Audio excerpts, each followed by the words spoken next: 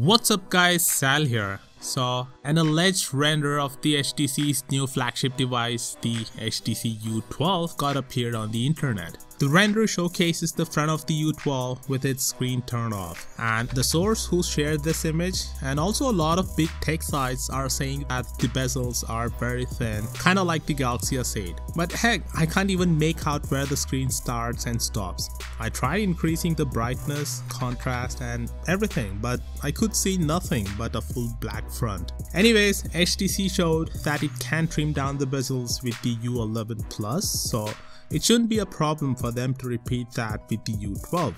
Previous rumors have suggested that we could even get a 4K display on the U12, but it remains to be seen whether or not this comes to fruition. Other rumors suggest a Snapdragon 845 processor, and HTC might finally jump on the dual camera bandwagon with the U12. Last year, HTC featured a front-facing fingerprint sensor on the U11, leading us to wonder where it's moved it to. There are two main options: under the screen or on the back of the device, with the latter seeming a lot more feasible given that the in-display fingerprint scanners are still a nascent phenomenon in the phone world, so this could cause a problem depending on how subtle the positioning is. Anyways, I'd advise you to take this with a grain of salt until something substantial comes up, and let me know what features do you want in the U12 in the comments below, and I'll see you guys tomorrow.